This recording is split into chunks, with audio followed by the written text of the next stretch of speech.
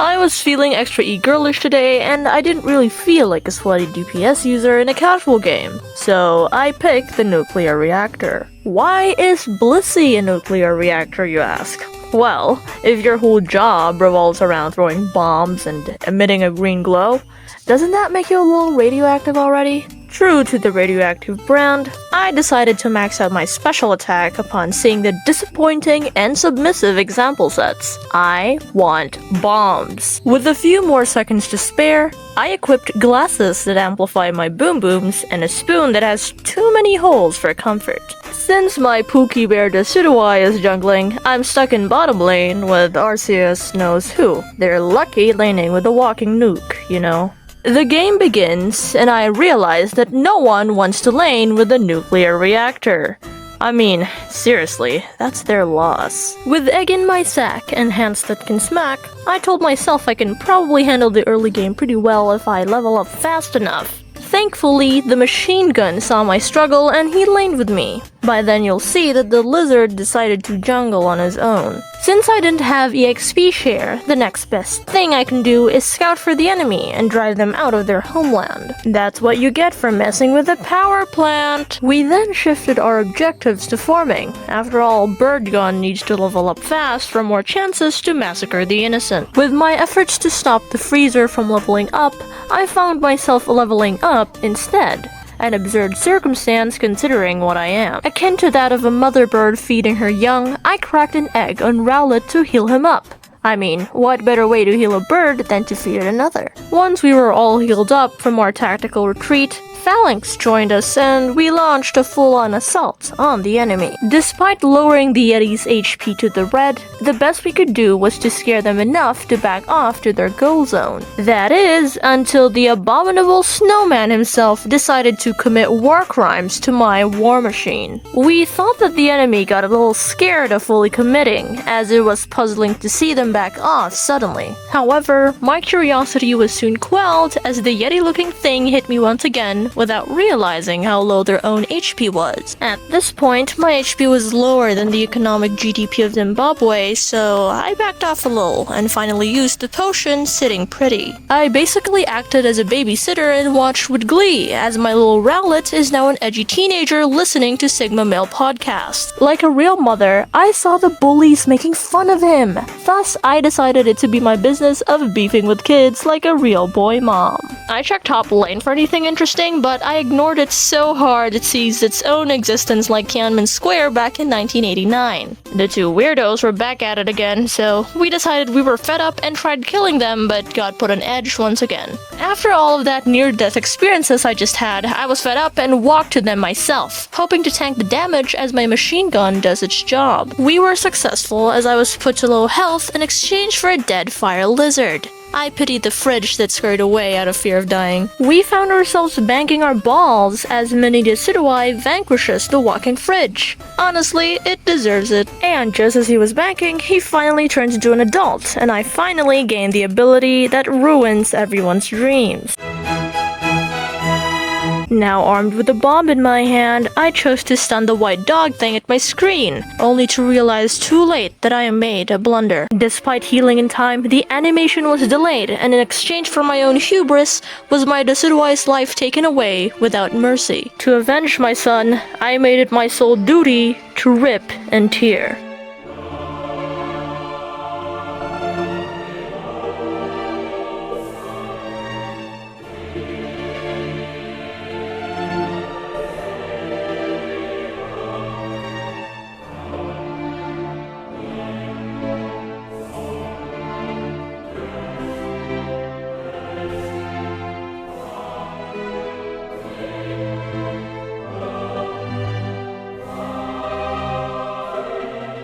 Oh hey, he's back. Looks like all of that dying ruse was just a way to respawn faster, and I totally did not go on a rampage or anything like that. With life back to normal, we went on our merry way knocking out every life form we came across.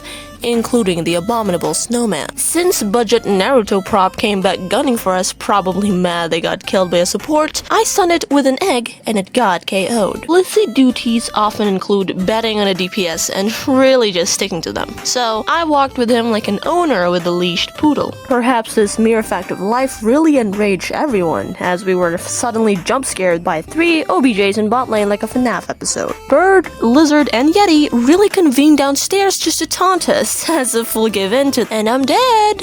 Ignore the Dissed White dying, by the way. I'm sure he's fine. Told ya.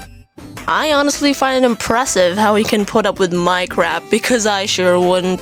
Finally, I gained access to my Unite move, which, as we all know, makes me fly like a little butterfly. Since I am a coward and the killer tree is way too brave for his own right, I hid behind the backlines while he ran up to their faces. I was not surprised when I saw him dead. Trev wasn't built for 3v1s unless there was a constant damage dealer behind him after all. I noticed my Decidueye is looking not so healthy anymore, and with life on the line, I decided to use my Unite move to save him. I let him make the financial transaction this time as he has more balls. Also, we saw the enemy jungle untouched and decided to touch it. After looking away for a second, I then noticed that my bird boy is getting massacred out of nowhere, and like Five Nights at Freddy's, I was too late.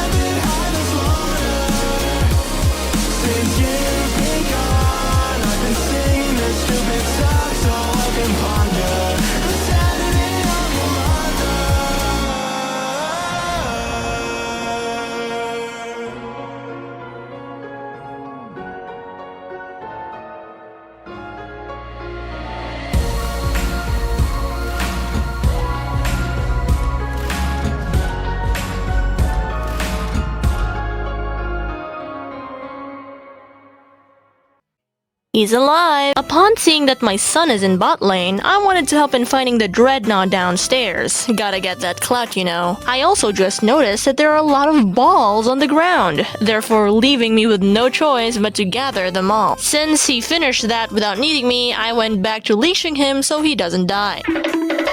Never mind, when your DPS is godly, being a support is near useless. Oh well, they grew up so fast after all. Instead of moping around, I just decided to bank with Groot, as we both have 40 balls and the point of this game is to really just bang. As perfectly timed as things go, the man behind the slaughter was attempting another homicide, but thankfully my son is alive to stop it. I think a lot of Unite players forget they're squishy like this pea shooter. Without proper positioning, they're as good as dead. We were really going at it with the bot lane goal zone as they ruined it while I watched in the sidelines. I don't got no balls after all. With that agenda out of the way, my tiny critters decided to terrorize other tiny critters as the enemy jungle responds. Go capitalism! Now that it's the final stretch, I made the foolish decision to go back to base. Even post-editing, I have no idea why I did this. I'm sorry. As you will all see, this huge blunder will ruin whatever progress my son did to win. Ultimately, his own downfall is his own mother. With a minute and 44 seconds left on the clock, my teammates were in panic as they tried to solo Zapdos, yet I am burdened with my sins. Despite doing everything we can to salvage the ruin I caused, it ultimately was of no use as the enemy fish gun secures the buff. Perhaps out of spite of pure rage were we driven with a malice to harm, and I was left with no choice but to slaughter and consume. With desperation filling every second of a dwindling clock, we knew we could still win as long as we maintained both of our goal zones. A folly of a promise. It was futile to do so as the enemy closes in on both top and bottom lanes. There was nothing to hope for. The enemy demolishes our last beacon of hope. With each tick were our seconds to defeat inching closer and closer. we will not survive. With the last of what I have and remembering I have not yet fought alongside my comrades near enough yet, I decided to march alone. As an exchange for my own foolishness was I chained to my own cowardice. Now it is the only time I can repay my own hubris. I attempted to save my fellow comrades, but to no avail. We all knew the only way to win was to march onward without fail. Foolishness. With everything that I am and all that I was, I mustered what little courage I had within and continued my death march towards hell. If my own life will be enough atonement for all of my sins, then so be it. Yet a certainty will always prevail. As long as I am here, they will not lose.